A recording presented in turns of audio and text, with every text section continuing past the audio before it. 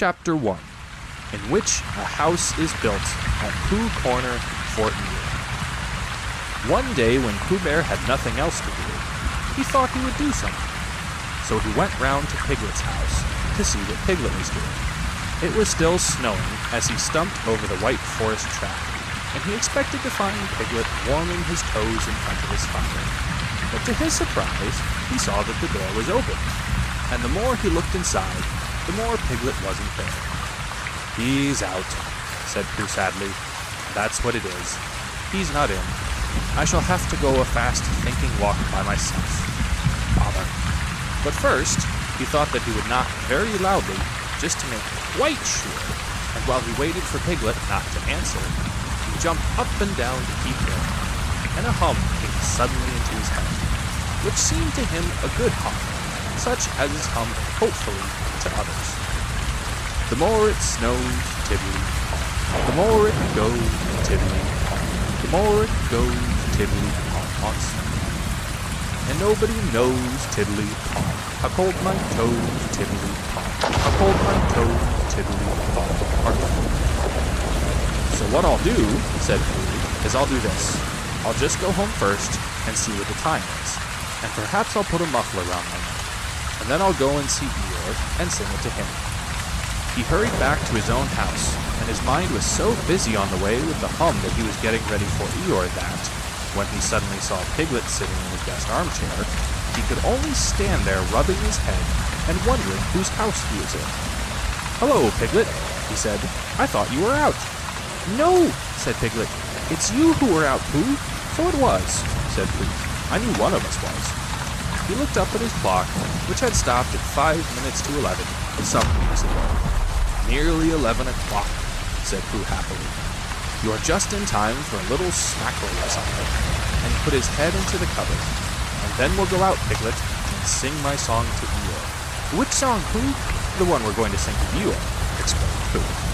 The clock was still saying 5 minutes to 11, when Pooh and Piglet set on their way half an hour later.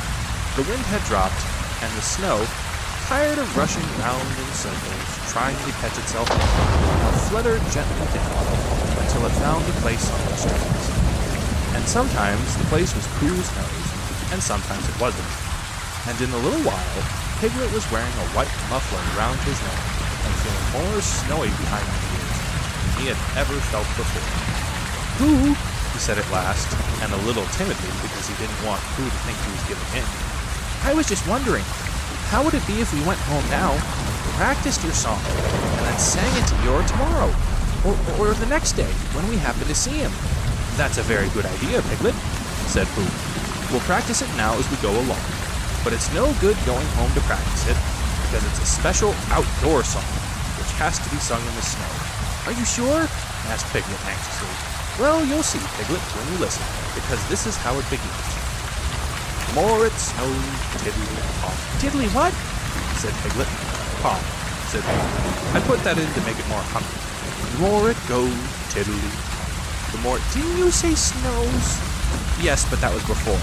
"Before the tiddly-pom?" "It was a different tiddly-pom," said Pooh, feeling rather muddled. "I'll sing it to you properly, and then you'll see." So he sang it again. "The more it snows, tiddly-pom. The more it goes, tiddly-pom. The more it goes, tiddly-pom on snow. And nobody knows, tiddly-pom, how cold my toes, tiddly-pom. How cold my toes, tiddly-pom are growing." He sang it like that, which is much the best way of singing it, and when he had finished, he waited for Piglet to say that, of all the outdoor hums for snowy weather he had ever heard, this was the best. And after thinking the matter out carefully, Piglet said, "Pooh," he said solemnly, "it isn't the toes so much as the ears."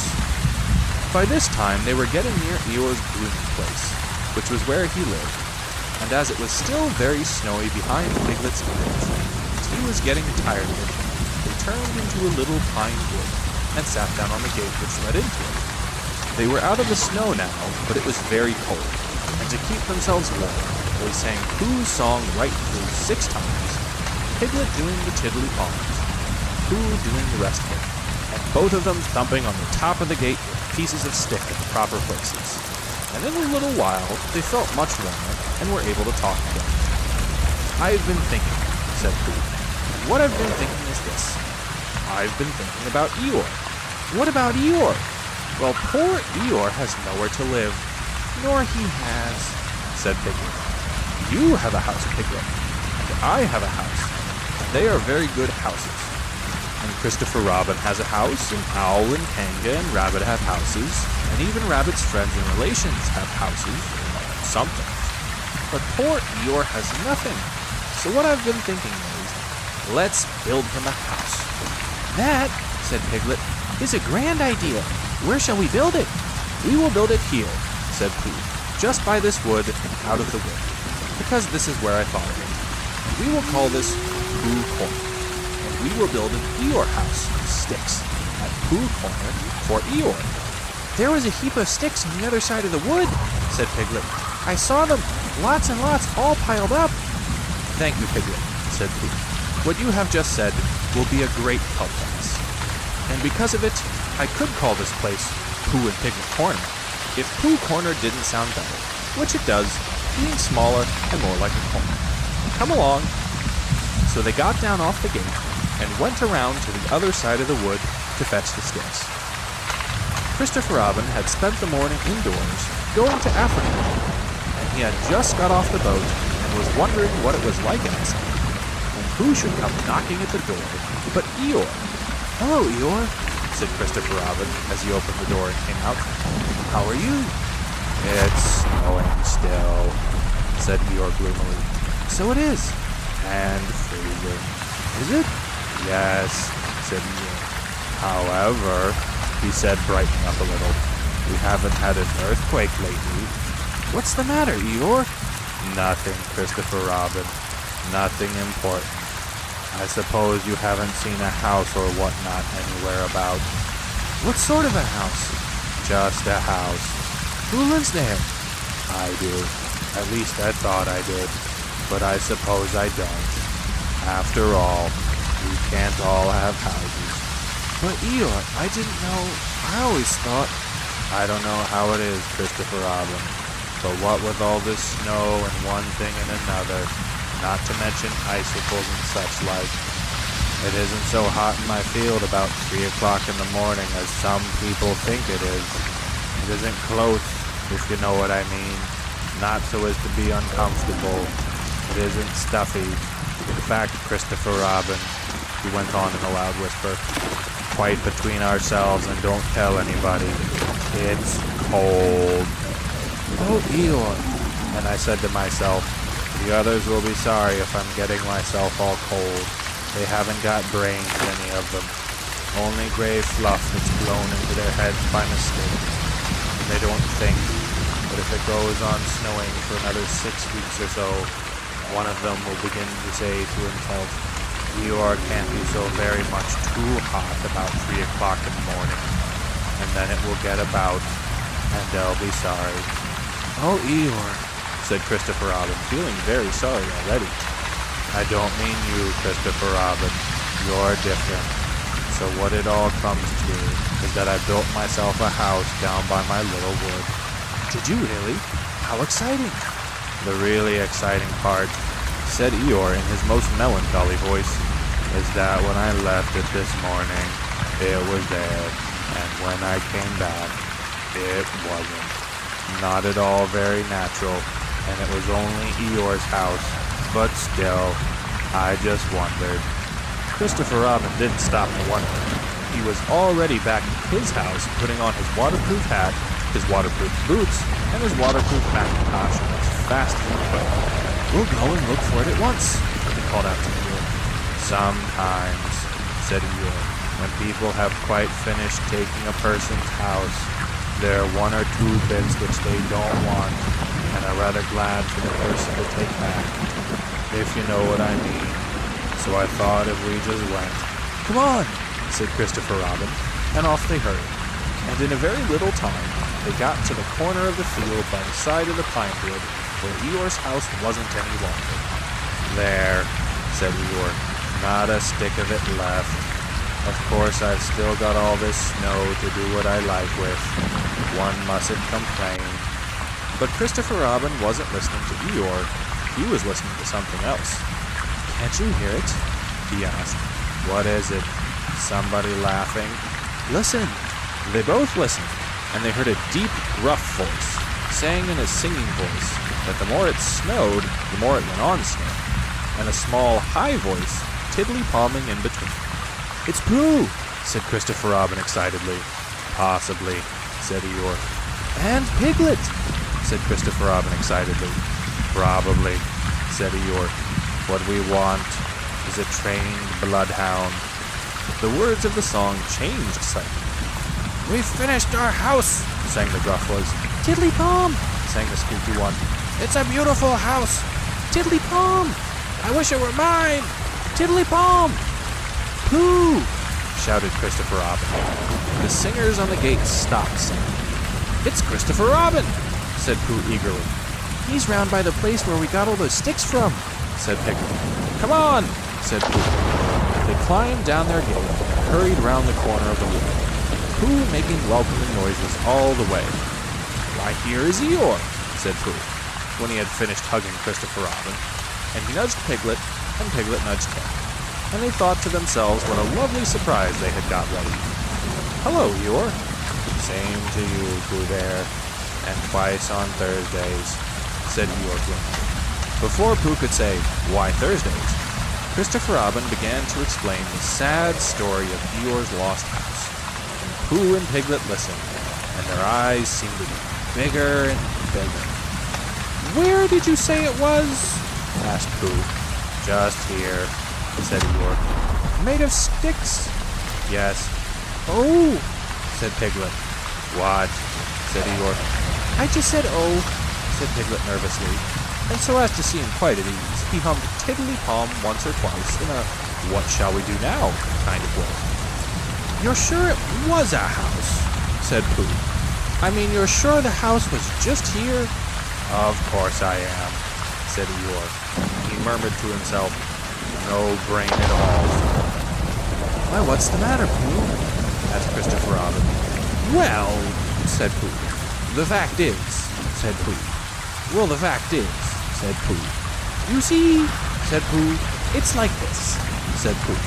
And something seemed to tell him that he wasn't explaining very well, and he nudged Piglet again. "It's like this," said Piglet quickly.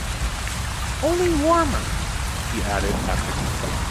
"What's warmer?" "The other side of the wood where Eeyore's house is." "My house," said Eeyore. "My house was here." "No," said Piglet firmly. "The other side of the wood." "Because of being warmer," said Pooh. "But I ought to know." "Come and look," said Piglet simply, and he led the way. "There wouldn't be two houses," said Pooh. "Not so close together." They came round the corner, and there was Eeyore's house, looking as comfy as anything. "There you are," said Piglet. "Inside as well as outside," said Pooh proudly. Eeyore went inside and came out again. "It's a remarkable thing," he said.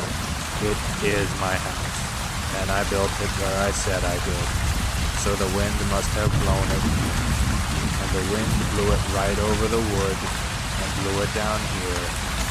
Here it is as good as ever. In fact, better in places. Much better," said Pooh and Piglet together. "It just shows what can be done by taking a little trouble," said Eeyore. "Do you see, Pooh? Do you see, Piglet? Brains first, and then hard work. Look at it. That's the way to build a house," said Eeyore proudly. So they left him in it, and Christopher Robin went back to lunch with his friends Pooh and Piglet. And on the way they told him of the awful mistake they made. And when he had finished laughing, they all sang the outdoor song for snowy weather the rest of the way home. Piglet, who was still not quite sure of his voice, putting in the tiddly-palms again. "I know it seems easy," said Piglet to himself, "but it isn't everyone who could do it." Chapter 2, in which Tigger comes to the forest and has breakfast. Winnie the Pooh woke up suddenly in the middle of the night and listened. Then he got out of bed and lit his candle and stumped across the room to see if anybody was trying to get into his honey cupboard. And they weren't. So he stumped back again, blew out his candle, and got into bed. Then he heard the noise again. "Is that you, Piglet?" he said. But it wasn't. "Come in, Christopher Robin," he said. But Christopher Robin didn't. "Tell me about it tomorrow, Eeyore," said Pooh sleepily. But the noise went on.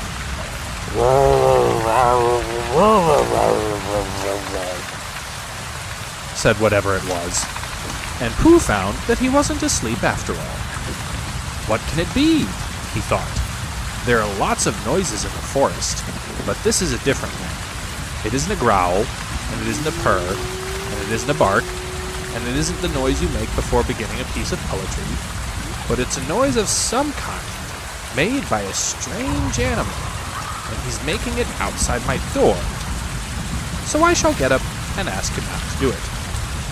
He got out of bed and opened his front door. "Hello," said Pooh, in case there was anything outside. "Hello," said whatever it was. "Oh," said Pooh. "Hello! Hello! Oh, there you are," said Pooh. "Hello! Hello!" said the strange animal, wondering how long this was going on. Pooh was just going to say hello for the fourth time, when he thought that he wouldn't. So he said, "Who is it?" instead. "Me," said a voice. "Oh," said Pooh. "Well, come here." So whatever it was came here, and in the light of the candle, he and Pooh looked at each other. "I'm Pooh," said Pooh.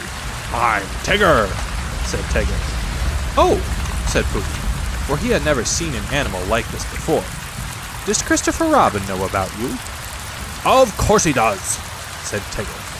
"Well," said Pooh, "it's the middle of the night, which is a good time for going to sleep. And tomorrow morning we'll have some honey for breakfast. Do Tiggers like honey?" "They like everything," said Tigger cheerfully. "Then if they like going to sleep on the floor, I'll go back to bed," said Pooh, "and we'll do things in the morning. Good night." And he got back into bed and went fast asleep. When he awoke in the morning, the first thing he saw was Tigger, sitting in front of the glass and looking at himself. "Hello," said Pooh. "Hello," said Tigger. "I found somebody just like me. I thought I was the only one of them." Pooh got out of bed and began to explain what a looking glass was, but just as he was getting to the interesting part, Tigger said, "Excuse me a moment, but there's something climbing up your table." And with one loud he jumped at the end of the tablecloth, pulled it to the ground, wrapped himself up in it 3 times, rolled to the other end of the room, and, after a terrible struggle, got his head into the daylight again, and said cheerfully, "Have I won?" "That's my tablecloth," said Pooh, as he began to unwind Tigger. "I wondered what it was," said Tigger. "It goes on the table, and you put things on it." "Then why did it try to bite me when I wasn't looking?" "I don't think it did," said Pooh. "It tried," said Tigger, "but I was too quick for it." Pooh put the cloth back on the table, and he put a large honey pot on the cloth, and they sat down to breakfast. And as soon as they sat down, Tigger took a large mouthful of honey, and he looked up at the ceiling with his head on one side, and made exploring noises with his tongue, and considering noises, and what have we got here noises. And then he said, in a very decided voice, "Tiggers don't like honey." "Oh," said Pooh, and he tried to make it sound sad and regretful. "I thought they liked everything." "Everything except honey," said Tigger. Pooh felt rather pleased about this, and said that as soon as he had finished his own breakfast, he would take Tigger round to Piglet's house, and Tigger could try some of Piglet's acorns. "Thank you, Pooh," said Tigger, "because acorns is really what Tiggers like best." So after breakfast they went round to see Piglet, and Pooh explained as they went that Piglet was a very small animal who didn't like bouncing, and asked Tigger not to be too bouncy just at first. And Tigger, who had been hiding behind trees and jumping out on Pooh's shadow when it wasn't looking, said that Tiggers were only bouncy before breakfast, and that as soon as they had had a few acorns, they became quiet and refined. So by and by they knocked at the door of Piglet's house. "Hello, Pooh," said Piglet. "Hello, Piglet. "This is Tigger." "Oh, is it?" said Piglet, and he edged round to the other side of the table. "I thought tigers were smaller than that." "Not the big ones," said Tigger. "They like acorns," said Pooh. "That's what we've come for, because poor Tigger hasn't had any breakfast yet." Piglet pushed the bowl of acorns towards Tigger and said, "Help yourself." And then he got close up to Pooh and felt much braver and said, "So you're Tigger? Well, well," in a careless sort of voice. But Tigger said nothing because his mouth was full of acorns. After a long munching noise, he said, "Oh, oh, oh, oh." And when Pooh and Piglet said, "What?" he said, "Ooh," and went outside for a moment. And when he came back in, he said firmly, "Tigers don't like acorns." "But you said they liked everything except honey," said Pooh. "Everything except honey and acorns," explained Tigger. When he heard this, Pooh said, "Oh, I see." And Piglet, who was rather glad that Tiggers didn't like acorns, said, "What about thistles?" "Thistles," said Tigger, "is what Tiggers like best." "Then let's go along and see Eeyore," said Piglet. So the three of them went, and after they had walked and walked and walked, they came to the part of the forest where Eeyore was. "Hello, Eeyore," said Pooh. "This is Tigger." "What is?" said Eeyore. "This," explained Pooh and Piglet together. And Tigger smiled his happiest smile and said nothing. Eeyore walked all round Tigger one way, and then turned and walked all round him the other way. "What did you say it was?" he asked. "Tigger." "Ah," said Eeyore. "He's just come," explained Piglet. "Ah," said Eeyore again. He thought for a long time, and then said, "When is he going?" Pooh explained to Eeyore that Tigger was a great friend of Christopher Robin's, who had come to stay in the forest, and Piglet explained to Tigger that he mustn't mind what Eeyore said, because he was always doing it. And Eeyore explained to Piglet that, on the contrary, he was feeling particularly cheerful this morning, and Tigger explained to anybody who was listening that he hadn't had any breakfast yet. "I knew there was something," said Pooh. "Tiggers always eat thistles, so that was why we came to see you, Eeyore." "Don't mention it, Pooh." "Oh, Eeyore, I didn't mean that I didn't want to see you." Quite, for your stripy new friend. Naturally, he wants his breakfast. What did you say his name was?" "Tigger." "Then come this way, Tigger." Eeyore led the way to the most thistly-looking patch of thistles that ever was, and waved a hoof at it. "A little patch I was keeping for my birthday," he said. "But, after all, what are birthdays? Here today and gone tomorrow. Help yourself, Tigger." Tigger thanked him, and looked a little anxiously at Pooh. "Are these really thistles?" he whispered. "Yes," said Pooh. "What Tiggers like best?" "That's right," said Pooh. "I see," said Tigger. So he took a large mouthful and gave a large crunch. "Ow!" said Tigger. He sat down and put his paw on his mouth. "What's the matter?"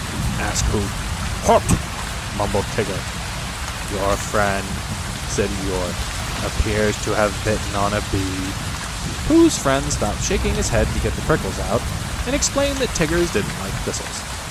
"And why bend a perfectly good one?" asked Eeyore. "But you said," began Pooh, "you said that Tiggers like everything except honey and acorns." "And thistles," said Tigger, who was now running round in circles with his tongue hanging out. Pooh looked at him sadly. "What are we going to do?" he asked Piglet. Piglet knew the answer to that, and he said at once that they must go and see Christopher Robin. "You'll find him with Kanga," said Eeyore. He came close to Pooh and said in a loud whisper, "Could you ask your friend to do his exercises somewhere else? I shall be having lunch directly, and don't want it bounced on just before I begin. A trifling matter, and fussy of me, but we all have our little ways." Pooh nodded solemnly and called to Tigger. "Come along and we'll go and see Kanga. She's sure to have lots of breakfast for you." Tigger finished his last circle and came up to Pooh and Piglet. "Hot!" he explained with a large and friendly smile. "Come on!" And he rushed off. Pooh and Piglet walked slowly after him, and as they walked, Piglet said nothing, because he couldn't think of anything, and Pooh said nothing, because he was thinking of a poem, and when he had thought of it, he began. What shall we do about poor little Tigger? He never eats nothing, he'll never get bigger. He doesn't like honey and acorns and thistles, because of the taste and because of the bristles. And all the good things which an animal likes have the wrong sort of swallow or too many spikes. He's quite big enough anyhow, said Piglet. He isn't really very big. Well, he seems so. Pooh was thoughtful when he heard this, and then he murmured to himself, but whatever his weight in pounds, shillings, and ounces, he always seems bigger because of his bounces. And that's the whole poem, he said. Do you like it, Piglet? All except the shillings, said Piglet. I don't think they ought to be there. They wanted to come in after the pounds, explained Pooh, so I let them in. It is the best way to write poetry, letting things come. Oh, I didn't know, said Piglet. Tigger had been bouncing in front of them all this time, turning round every now and then to ask, Is this the way? And now at last they came in sight of Kanga's house. There was Christopher Robin. Tigger rushed up to him. Oh, there you are, Tigger, said Christopher Robin. I knew you'd be somewhere. I've been finding things in the forest, said Tigger importantly. I found a Pooh and a Piglet and an Eeyore, but I can't find any breakfast. Pooh and Piglet came up and hugged Christopher Robin and explained what had been happening. Don't you know what Tigger's like? Asked Pooh. I expect if I thought very hard I should, said Christopher Robin. But I thought Tigger knew. I do, said Tigger. Everything there is in the world except honey and acorns and... What were those hot things called? Thistles. Yes, and those. Oh, well then, Kanga can give you some breakfast. So they went into Kanga's house. And when Roo had said, Hello, Pooh, and hello, Piglet, once, and hello, Tigger, twice, because he had never said it before, and it sounded funny, they told Kanga what they wanted. And Kanga said very kindly, Well, look in my cupboard, Tigger dear, and see what you'd like. Because she knew at once that, however big Tigger seemed to be, he wanted as much kindness as Roo. Shall I look too? Said Pooh, who was beginning to feel a little 11 o'clock-ish. And he found a small tin of condensed milk, and something seemed to tell him that Tigger's didn't like this. So he took it into a corner by itself, and went with it to see that nobody interrupted it. But the more Tigger put his nose into this and his paw into that, the more things he found which Tigger's didn't like. And when he had found everything in the cupboard and couldn't eat any of it, he said to Kanga, What happens now? But Kanga and Christopher Robin and Piglet were all standing round Roo, watching him have his extract of malt. And Roo was saying, Must I? And Kanga was saying, Now, Roo dear, you remember what you promised. What is it? Whispered Tigger to Piglet. His strengthening medicine, said Piglet. He hates it.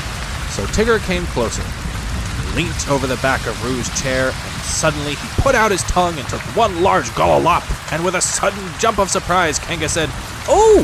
And then clutched at the spoon again, just as it was disappearing, and pulled it safely back out of Tigger's mouth. But the extract of malt had gone.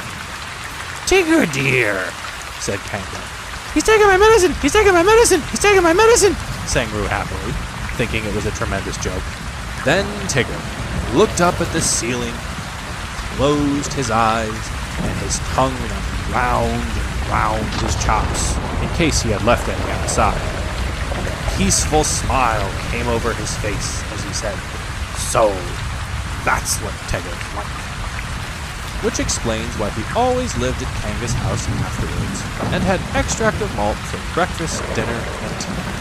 And sometimes, when Kanga thought he wanted strengthening, he had a spoonful or two of Roo's breakfast after meals as medicine. But I think, said Piglet to Pooh, that he's been strengthened quite enough.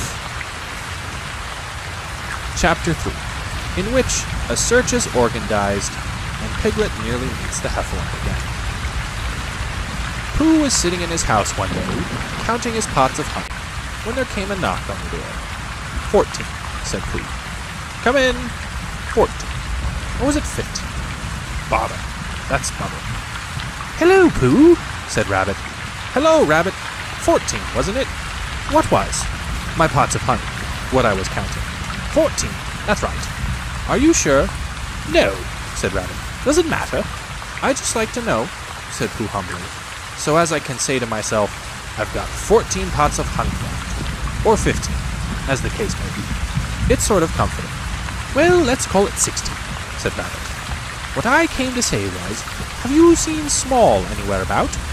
I don't think so, said Pooh. And then after thinking a little more, he said, Who is Small? One of my friends and relations, said Rabbit carelessly. And this didn't help Pooh much, because Rabbit had so many friends and relations, of such different sorts and sizes, that he didn't know whether he ought to be looking for Small at the top of an oak tree or in the petal of a buttercup. I haven't seen anybody today, said Pooh. Not so as to say, hello, Small, to him. Did you want him for anything? I don't want him, said Rabbit, but it's always useful to know where a friend and relation is, whether you want him or whether you don't. Oh, I see, said Pooh. Is he lost? Well, said Rabbit, nobody has seen him for a long time, so I suppose he is. Anyhow, he went on importantly, I promised Christopher Robin I'd organize a search for him, so come on. Pooh said goodbye affectionately to his 14 pots of honey, and hoped they were 15, and he and Rabbit went out into the forest. Now, said Rabbit, this is a search, and I've organized it. Done what to it? Said Pooh. Organized it, which means, well, it's what you do to a search when you don't all look in the same place at once. So, I want you, Pooh, to search by the 6 pine trees first, and then work your way toward Owl's house, and look out for me there. Do you see? No, said Pooh. What? Then I'll see you at Owl's house in about an hour's time. Is Piglet organized too? We all are, said Rabbit, and off he went. As soon as Rabbit was out of sight, Pooh remembered that he had forgotten to ask who Small was, whether he was the sort of friend and relation who settled on his nose, or the sort who got trodden on by mistake. And as it was too late now, he thought he would begin the hunt by looking for Piglet and asking him what they were looking for, before he looked for him. And it's no good looking at the 6 pine trees for Piglet, said Pooh to himself, because he's been organized in a special place of his own. So I shall have to look for the special place first. I wonder where it is. And he wrote it down in his head like this. Order of looking for things. 1. Special place, to find Piglet. 2. Piglet, to find who Small is. 3. Small, to find Small. 4. Rabbit, to tell him I found Small. 5. Small again, to tell him I found Rabbit. Which makes it look like a bothering sort of day, thought Pooh as he stumped along. The next moment, the day became very bothering indeed, because Pooh was so busy not looking where he was going, that he stepped on a piece of the forest which had been left out by mistake, and he only just had time to think to himself, I'm flying! What Owl does. I wonder how you stop... When he stopped. Bump. Ow! Squeaked something. That's funny, thought Pooh. I said ow without really oohing. Hoot! Said a small, high voice. That's me again, thought Pooh. I've had an accident and fallen down a well, and my voice has gone all squeaky and works before I'm ready for it, because I've done something to myself. Bother. Hoot, hoot! There you are. I say things when I'm not trying, so it must be a very bad accident. And when he thought that perhaps when he did try to say things he wouldn't be able to, so as to make sure, he said loudly, a very bad accident to Pooh Bear. Pooh! Squeaked the voice. It's Piglet! Cried Pooh eagerly. Where are you? Underneath! Said Piglet in an underneath sort of way. Underneath what? You! Squeaked Piglet. Get up! Oh! Said Pooh, and scrambled up as quickly as he could. You fell on me, said Piglet, feeling himself all over. I didn't mean to, said Pooh sorrowfully. I didn't mean to be underneath, said Piglet sadly. But I'm all right now, Pooh, and I am so glad it was you. What's happened? Said Pooh. Where are we? I think we're in a sort of pit. I was walking along, looking for somebody, and then suddenly I wasn't anymore. And just when I got up to see where I was, something fell on me, and it was you. So it was, said Pooh. Yes, said Piglet. Pooh, he went on nervously, and came a little closer. Do you think we're in a trap? Pooh hadn't thought about it at all, but now he nodded, for suddenly he remembered how he and Piglet had once made a Pooh trap for heffalumps, and he guessed what had happened. He and Piglet had fallen into a heffalump trap. Pooh's. That was what it was. What happens when the heffalump comes? Asked Piglet tremblingly when he had heard the news. Perhaps he won't notice you, Piglet, said Pooh encouragingly, because you're a very small animal. But he'll notice you, Pooh. He'll notice me, and I shall notice him, said Pooh, thinking it out. We'll notice each other for a long time, and then he'll say, ho ho. Piglet shivered a little at the thought of that ho ho, and his ears began to twitch. Well, what will you say? He asked. Pooh tried to think of something he would say, but the more he thought, the more he felt that there is no real answer to ho ho, said by a heffalump, in the sort of voice this heffalump was going to say it in. I shan't say anything, said Pooh at last. I shall just hum to myself, as if I was waiting for something. And then perhaps he'll say, ho ho again? Suggested Piglet anxiously. He will, said Pooh. Piglet's ears twitched so quickly that he had to lean them against the side of the trap to keep them quiet. He will say it again, said Pooh, and I shall go on humming, and that will upset him. Because when you say ho ho twice in a gloating sort of way, and the other person only hums, you suddenly find, just as you begin to say it the third time, that, well, you find, what? That it isn't, said Pooh. Isn't what? Pooh knew what he meant, but being a bear of very little brain, couldn't think of the words. Well, it just isn't, he said again. You mean it isn't ho-ho-ish anymore? Said Piglet hopefully. Pooh looked at him admiringly, and said that that was what he meant. If you went on humming all the time, because you couldn't go on saying ho-ho forever.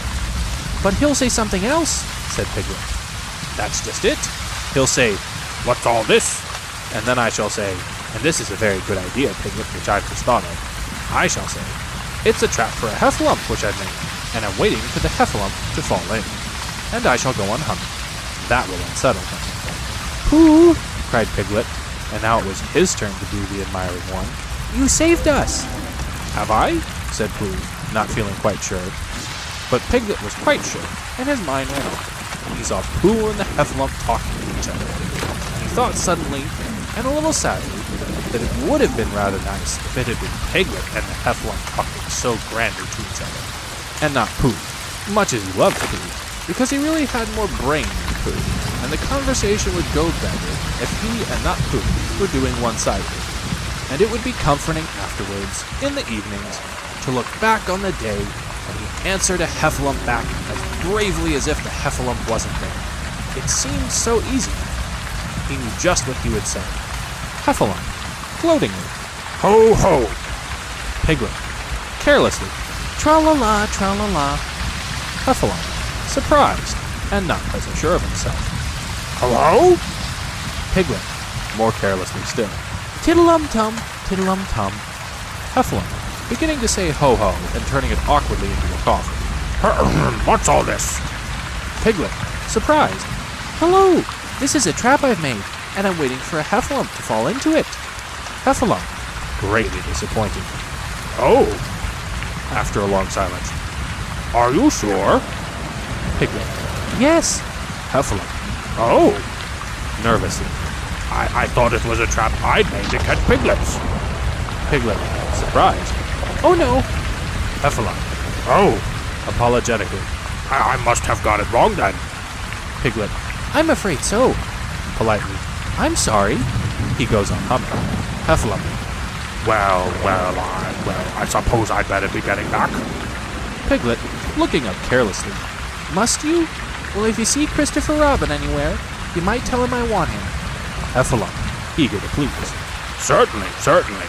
He hurries off. Pooh, who wasn't going to be there, but we find we can't do without him. Oh, Piglet, how brave and clever you are. Piglet, modestly. Not at all, Pooh. And then, when Christopher Robin comes, Pooh can tell him all about it.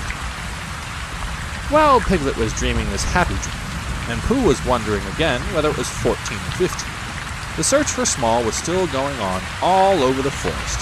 Small's real name was Very Small Beetle, but he was called Small for short, when he wasn't spoken to at all. which hardly ever happened, except when somebody said, "Really small." He had been staying with Christopher Robin for a few seconds, and he started round the gorse bush for exercise, but instead of coming back the other way, as expected, he hadn't, so nobody knew where he was. I expect he's just gone home, said Christopher Robin to Rabbit.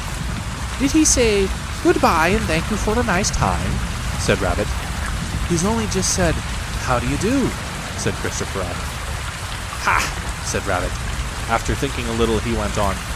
Has he written a letter saying how much he enjoyed himself and how sorry he was he had to go so suddenly? Christopher Robin didn't think he had. Ha! Said Rabbit again, and looked very important. This is serious. He is lost. We must begin the search at once. Christopher Robin, who was thinking of something else, said, Where's Pooh? But Rabbit had gone. So he went into his house and drew a picture of Pooh going a long walk at about 7 o'clock in the morning, and then he climbed to the top of his tree and climbed down. And then he wondered what Pooh was doing, and went across the forest to see. It was not long before he came to the gravel pit, and he looked down, and there were Pooh and Piglet, with their backs to him, dreaming happily. Ho ho!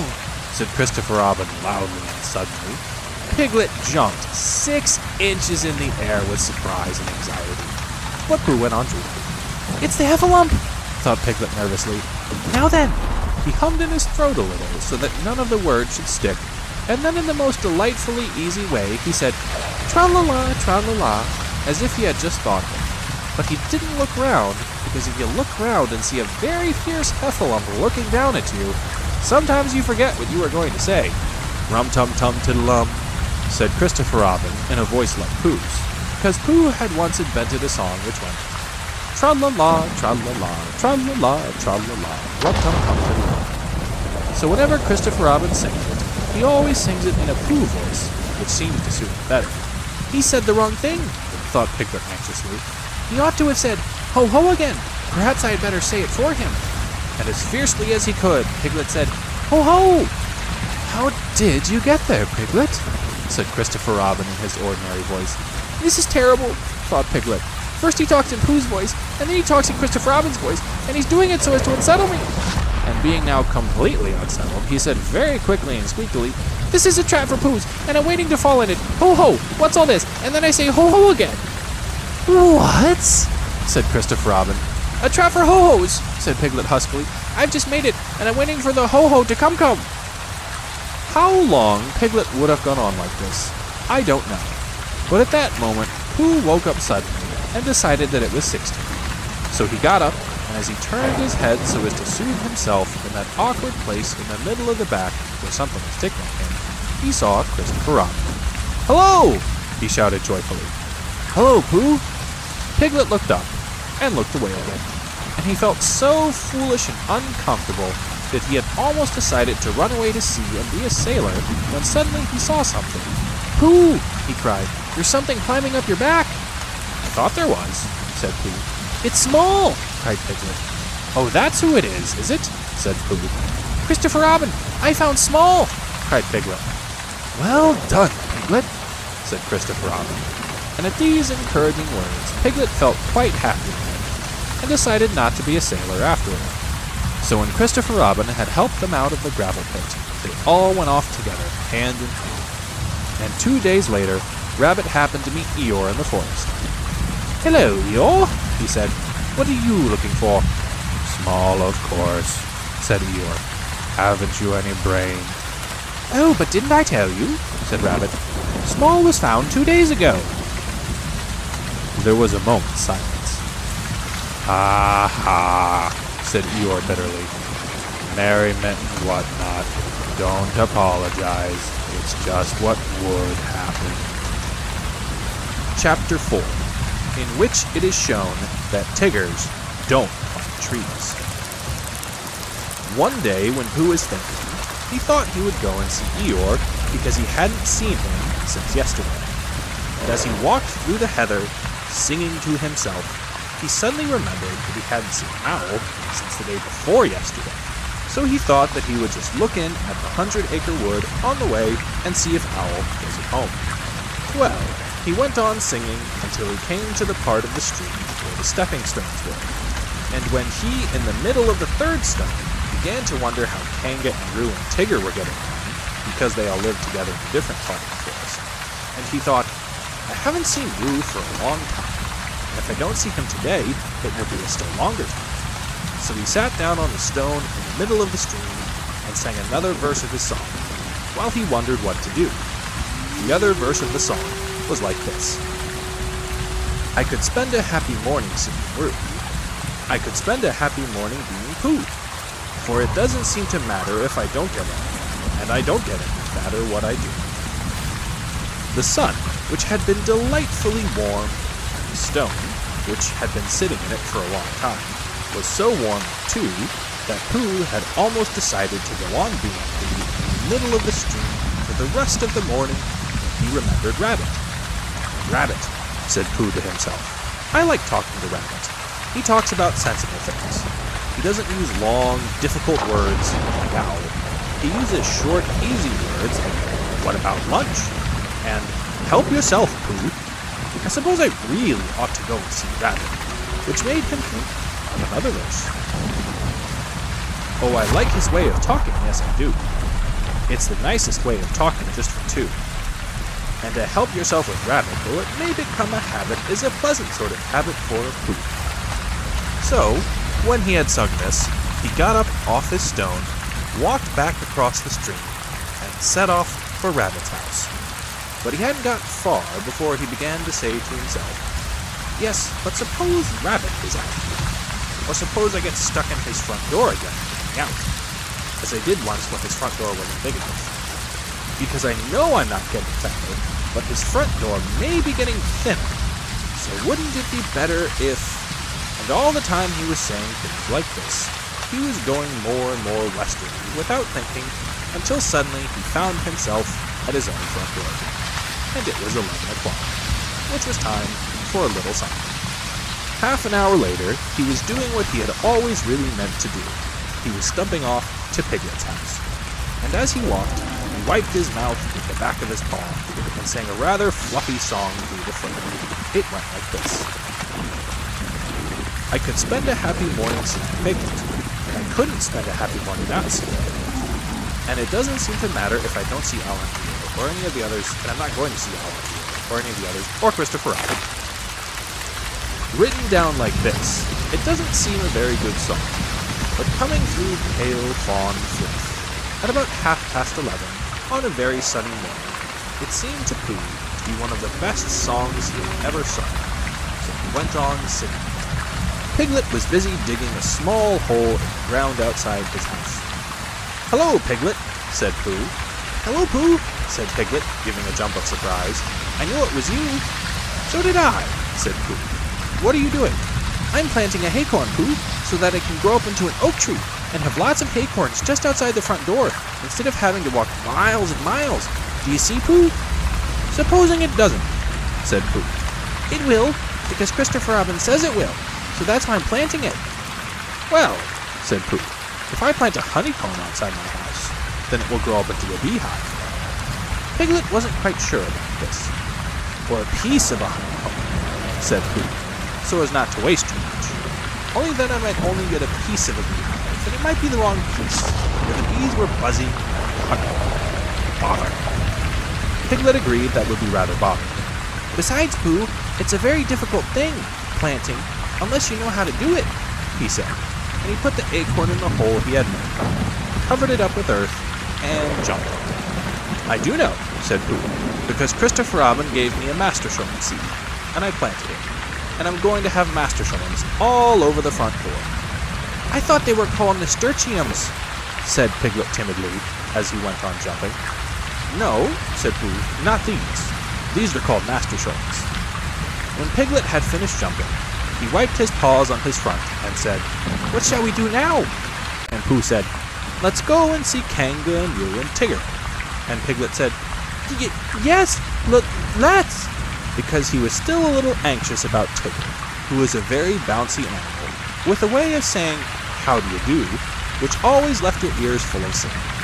Even after Kanga had said, Gently, Tigger, dear, and had helped you up again. So they set off for Kanga's house. Now it happened that Kanga had felt rather motherly that morning, and wanting to count things, like Rue's vests, and how many pieces of soap there were left, and the 2 clean spots in Tigger's heel. So she had sent them out with a pack of watercress sandwiches for Rue, and a packet of extract of malt sandwiches for Tigger, to have a nice long morning in the forest, not getting into mischief. And off they had gone. And as they went, Tigger told Rue, who wanted to know, all about the things that Tiggers can do. Can they fly? Asked Rue. Yes, said Tigger. They're very good flyers, Tiggers are. Extraordinary good flyers. Woo! Said Rue. Can they fly as well as Owl? Yes, said Tigger. Only they don't want to. Why don't they want to? Well, they just don't like it, somehow. Rue couldn't understand this, because he thought it would be lovely to be able to fly. But Tigger said it was difficult to explain to anybody who wasn't a Tigger himself. Well, said Rue, can they jump as far as Kangas? Yes, said Tigger, when they want to. I love jumping, said Rue. Let's see who can jump farthest, you or me. I can, said Tigger. But we mustn't stop now, or we shall be late. Late for what? For whatever we want to be in time for, said Tigger, hurrying on. In a little while, they came to the 6 pine trees. I can swim, said Rue. I fell into the river, and I swim. Can Tigger swim? Of course they can. Tiggers can do everything. Can they climb trees better than Pooh? Asked Rue, stopping under the tallest pine tree and looking up at it. Climbing trees is what they do best, said Tigger. Much better than Pooh's. Could they climb this one? They're always climbing trees like that, said Tigger. Up and down all day. Ooh, Tigger, are they really? I'll show you, said Tigger bravely. You can sit on my back and watch me. For of all the things which he had said Tiggers could do, the only one he felt really certain about suddenly was climbing trees. Ooh, Tigger! Ooh, Tigger! Ooh, Tigger! Squeaked Rue excitedly. So he sat on Tigger's back, and up they went. And for the first 10 feet, Tigger said happily to himself, Up we go! And for the next 10 feet, he said, I always said Tiggers could climb trees. And for the next 10 feet, he said, Not that it's easy, mind you. And for the next 10 feet, he said, Of course, there's the coming down, too, backwards. And then he said, Which will be difficult, unless one fell, when it would be easy. And at the word easy, the branch he was standing on broke suddenly. And he just managed to clutch at the one above him as he felt himself going, and then slowly he got his chin over it, and then one back paw, and then the other, until at last he was sitting on it, breathing very quickly and wishing that he had gone in for swimming instead. Rue climbed off and sat down next to him. Ooh, Tigger, he said excitedly. Are we at the top? No, said Tigger. Are we going to the top? No, said Tigger. Oh, said Rue rather sadly. And then he went on hopefully. That was a lovely bit just now. When you pretended we were going to fall bump to the bottom, and we didn't, will you do that bit again? No, said Tigger. Rue was silent for a little while, and then he said, Shall we eat our sandwiches, Tigger? And Tigger said, Yes, where are they? And Rue said, At the bottom of the tree. And Tigger said, I don't think we'd better eat them just yet. So they did. By and by, Pooh and Piglet came along. Pooh was telling Piglet in a singing voice that it didn't seem to matter if he didn't get any fatter, and he didn't think he was getting any fatter when he did, and Piglet was wondering how long it would be before his hay-comb came. Look, Pooh, said Piglet suddenly. There's something in one of the pine trees. So there is, said Pooh, looking up wonderingly. There's an animal. Piglet took Pooh's arm, in case Pooh was frightened. Is it one of the fiercer animals? He said, looking the other way. Pooh nodded. It's a jaguar, he said. What do jaguars do? Asked Piglet, hoping that they wouldn't. They hide in the branches of trees and drop on you as you go underneath, said Pooh. Christopher Robin told me. Perhaps we hadn't go underneath, Pooh, in case he dropped and hurt himself. They don't hurt themselves, said Pooh. They're such very good droppers. Piglet still felt that to be underneath a very good dropper would be a mistake, and he was just going to hurry back for something which he had forgotten, when the jaguar called out to them. Help, help! It called. That's what jaguars always do, said Pooh, much interested. They call, "Help, help," and then when you look up, they drop on you. I'm looking down! Cried Piglet loudly, so as the Jagular shouldn't do the wrong thing by accident. Something very excited next to the Jagular heard him squeak, Pooh and Piglet! Pooh and Piglet! All of a sudden, Piglet felt that it was a much nicer day than he had thought it was. All warm and sunny. Pooh! He cried. I believe it's Tigger and Roo. So it is, said Pooh. I thought it was a Jagular and another Jagular. Hello, Roo, called Piglet. What are you doing? We can't get down! We can't get down! Cried Roo. Isn't it fun? Pooh, isn't it fun? Tigger and I are living in a tree, like Al, and we're going to stay here forever and ever. I can see Piglet's house. Piglet, I can see our house from here. Aren't we high? Is Al's house as high up as this? How did you get up there, Roo? Asked Piglet. On Tigger's back, and Tiggers can't climb downwards because their tails get in the way, only upwards, and Tigger forgot about that when he started, and he's only just remembered, so we've got to stay here forever and ever unless we go higher. What did you say, Tigger? Oh, Tigger says if we go higher, we shan't be able to see Piglet's house so well, so we're going to stay here. Piglet, said Pooh solemnly when he had heard all this. What shall we do? And he began to eat Tigger's sandwiches. Are they stuck? Asked Piglet anxiously. Pooh nodded. Couldn't you climb up to them? I might, Piglet, and I might bring Roo down on my back, but I couldn't bring Tigger down, so we must think of something else. And in a thoughtful way, he began to eat Roo's sandwiches too. Whether he had thought of anything before he had finished the last sandwich, I don't know, but he had just got to the last but one when there was a crackling in the ground. Christopher Robin and Eeyore came strolling along together. I shouldn't be surprised if it hailed a good deal tomorrow, Eeyore was saying. Blizzards and whatnot. Being fine today doesn't mean anything. It has no what's that word? Well, it has none of that.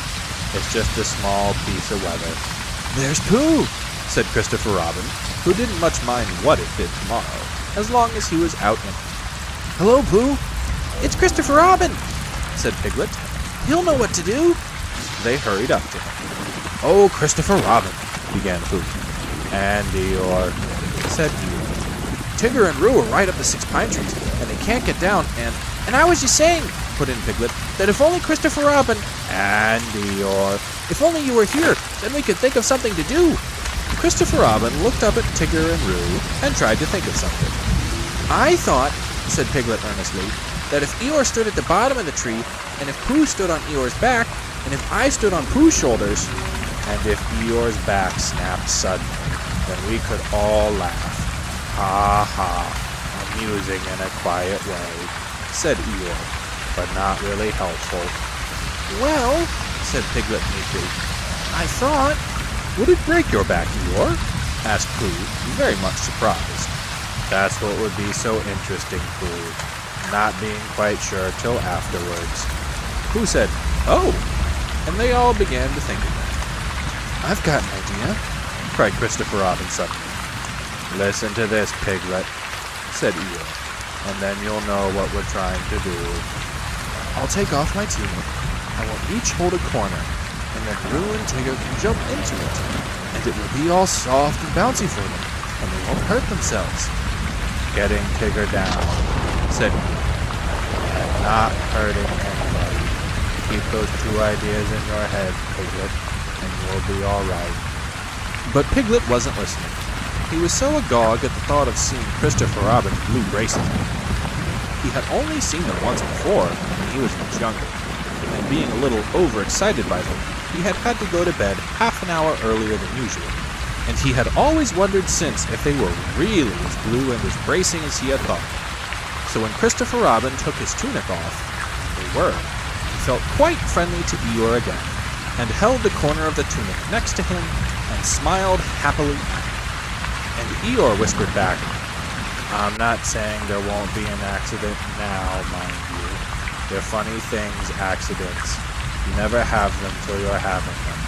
When Roo understood what he had to do, he was wildly excited, and cried out, Tigger, Tigger, we're gonna jump! Look at me jumping, Tigger! Like flying! My jumping will be! Can Tiggers do it?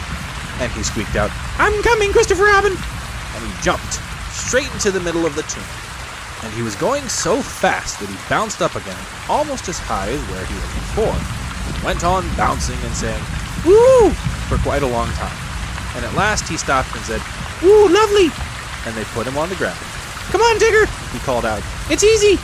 but Tigger was holding onto the branch and saying to himself, "It's all very well for jumping animals like kangaroos, but it's quite different for swimming animals like tigers." And he thought of himself floating on his back down a river, or striking out from one island to another, and he felt that that was really the life for a tigger. Come along, Called Christopher Robin. you'll be all right. "Just wait a moment," said Tigger nervously. "Small piece of bark in my eye." And he moved slowly along his branch. Come on, it's easy! Squeaked Roo, and suddenly Tigger found how easy it was. "Ow!" he shouted as the tree flew past him. Look out! Cried Christopher Robin to the others. There was a crash, and a tearing noise, and a confused heap of everybody on the ground. Christopher Robin and Pooh and Piglet picked themselves up first, and then they picked up Tigger, and underneath everybody else was me. Oh, Eeyore, Cried Christopher Robin, are you hurt? and he felt him rather anxiously, and dusted him, and helped him to stand up again. Eeyore said nothing for a long time, and then he said, "Is Tigger there?" Tigger was there, feeling bouncy again already. Yes, Said Christopher Robin. Tigger's here. "Well, just thank him for me," said Eeyore. Chapter 5, in which Rabbit has a busy day, and we learn what Christopher Robin does in the mornings. It was going to be one of Rabbit's busy days. As soon as he woke up, he felt important, as if everything depended upon him. It was just the day for organizing something, or for writing a notice, signed Rabbit, or for seeing what everybody else thought about it. It was a perfect morning for hurrying round to Pooh and saying, Very well then, I'll tell Piglet. and then going to Piglet and saying, Pooh thinks, but perhaps I'd better see Owl first. it was a sort of captainish sort of day, when everybody said, "Yes, Rabbit," and "No, Rabbit," and waited until he had told them. He came out of his house and sniffed the warm spring morning as he wondered what he would do. Kanga's house was nearest, and at Kanga's house was Will, who said, Yes, Rabbit, and no, Rabbit. almost better than anybody else in the forest. But there was another animal there nowadays, the strange and bouncy Tigger. And he was the sort of Tigger who was always in front when you were showing him the way anywhere, and was generally out of sight when at last you came to the place and said proudly, "Here we are." "No, not Kangas," said Rabbit thoughtfully to himself, as he curled his whiskers in the sun, and, to make quite sure that he wasn't going there, he turned to the left and trotted off in the other direction, which was the way to Christopher Robin's house. "After all," said Rabbit to himself, "Christopher Robin depends on me. He's fond of Pooh and Piglet and Eeyore, and so am I, but they haven't any brain, not to notice, and he respects Owl, because you can't help respecting anybody who can spell Tuesday, even if he doesn't spell it right. But spelling isn't everything. There are days when spelling Tuesday simply doesn't count. And Kanga is too busy looking after Roo, and Roo is too young, and Tigger is too bouncy to be any help. So there's really nobody but me when you come to look at it. I'll go and see if there's anything he wants doing, and then I'll do it for him. It's just the day for doing things." He trotted along happily, and by he crossed the street, and came to the place where his friends and relations lived. There seemed to be even more of them about than usual this morning, and having nodded to a hedgehog or two with whom he was too busy to shake hands, and having said, good morning," importantly to some of the others, and "Ah, there you are," kindly to the smaller ones, he waved a paw at them over his shoulder, and was gone, leaving such an air of excitement and I don't know what behind him, that several members of the beetle family, including Henry Rush, made their way at once to the 100-acre wood, and began climbing trees in the hope of getting to the top before it happened, whatever it was, so that they might see it properly. Rabbit hurried on by the edge of the 100-acre wood, feeling more important every minute, and soon he came to the tree where Christopher Robin lived. He knocked at the door, and he called out once or twice, and then he walked back a little way, and put his paw up to meet the sunlight, and called to the top of the tree, and then he turned all round and shouted, "Hello!" and "I say, it's Rabbit!" But nothing happened. Then he stopped and listened, and everything stopped and listened with him. And the forest was very lone and still and peaceful in the sunshine, until suddenly, 100 miles above him, a lark began to sing. "Bother," said Rabbit. "He's gone out." He went back to the green front door just to make sure, and he was turning away, feeling that his morning had got all spoilt, when he saw a piece of paper on the ground, and there was a pin in it, as if it had fallen off the door. "Ha!" said Rabbit, feeling quite happy again. "Another notice." This is what it said. "Gone out. Baxen. Bissy Baxen. C.R." "Ha!" said Rabbit again. "I must tell the others." And he hurried off importantly. The nearest house was Owl's, and to Owl's house, in the 100-acre wood, he made his way. He came to Owl's door, and he knocked, and he rang, and he rang, and he knocked. And at last Owl's came out and said, "Go away, I'm thinking, oh, it's you," which was how he always began. "Owl," said Rabbit shortly, "you and I have brains, the others have fluff. If there is any thinking to be done in this forest, and when I say thinking, I mean thinking, you and I must do it." "Yes," said Owl, "I was." "Read that." Owl took Christopher Robin's notice from Rabbit and looked at it nervously. He could spell his own name, W-O-L, and he could spell Tuesday so that you knew it wasn't Wednesday. And he could read quite comfortably when you weren't looking over his shoulder and saying, "Well," all the time. And he could, "Well?" said Rabbit. "Yes," said Owl, looking wise and thoughtful. "I see what you mean. Undoubtedly." "Well?" "Exactly," said Owl. "Precisely." And he added, after a little thought, "If you had not come to me, I should have come to you." "Why?" asked Rabbit. "For that very reason," said Owl, hoping that something helpful would happen soon. "Yesterday morning," said Rabbit solemnly, "I went to see Christopher Robin. He was out. Pinned on his door was a notice." "The same notice?" "A different one, but the meaning was the same. It's very odd." "Amazing," said Owl, looking at the notice again, and getting, just for a moment, a curious sort of feeling that something had happened to Christopher Robin's back. "What did you do?" "Nothing." "The best thing," said Owl wisely. "Well?" said Rabbit again, as Owl knew he was going to. "Exactly," said Owl. For a little while he couldn't think of anything more, and then all of a sudden he had an idea. "Tell me, Rabbit," he said, "the exact words of the first notice. This is very important. Everything depends on this. The exact words of the first notice." It was just the same as that one, really. Owl looked at him, and wondered whether to push him off the tree, but feeling that he could always do it afterwards, he tried once more to find out what they were talking about. "The exact words, please," he said, as if Rabbit hadn't spoken. "It just said, 'Gone out, Baxen,' same as this, only this says, 'Bissy Baxen,' too." Owl gave a great sigh of relief. "Ah," said Owl, "now we know where we are." "Yes, but where's Christopher Robin?" said Rabbit. "That's the point." Owl looked at the notice again. To one of his education, the reading of it was easy. Gone out, Baxen, Bissy Baxen. Just the sort of thing you'd expect to see on a notice. "It is quite clear what has happened, my dear Rabbit," he said. "Christopher Robin has gone out somewhere with Baxen. He and Baxen are busy together. Have you seen a Baxen anywhere about in the forest lately?" "I don't know," said Rabbit. "That's what I came to ask you. What are they like?" "Well," said Owl, "the spotted or herbaceous Baxen is just at least," he said, "it's really more of a... Of course," he said, "it depends on the..."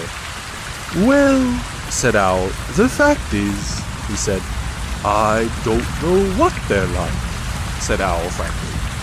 Thank you, said Rabbit, and he hurried off to see Pooh. Before he had gone very far, he heard a noise, so he stopped and listened. This was the noise. Noise by Pooh. Oh, the butterflies are flying, now the winter days are done, and the primroses are trying to be seen. And the turtle doves are cooing, and the woods are up and doing, for the violets are bluing in the green. Oh, the honey bees are gumming on their little wings and humming, that the summer which is coming will be fun. And the cows are almost cooing, and the turtle doves are mooing, which is why a Pooh is pooing in the sun.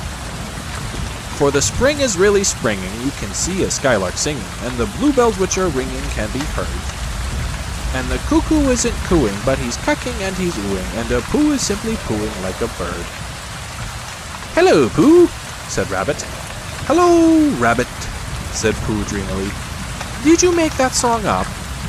Well, I sort of made it up, said Pooh. It isn't brain, he went on humbly, because you know why, Rabbit. But it comes to me sometimes. Ah, said Rabbit, who never let things come to him, but always went and fetched them. Well, the point is, have you seen a spotted or a baseous dachshund in the forest at all? No, said Pooh. No, said Pooh. I saw Tigger just now. That's no good. No, said Pooh. I thought it wasn't. Have you seen Piglet?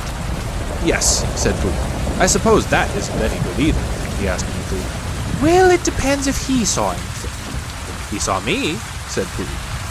Rabbit sat down on the ground next to Pooh, and, feeling much less important like that, stood up again. What it all comes to is this, he said. What does Christopher Robin do in the morning nowadays? What sort of thing? Well, can you tell me anything you've seen him do in the morning, these last few days? Yes, said Pooh. We had breakfast together yesterday by the pine trees.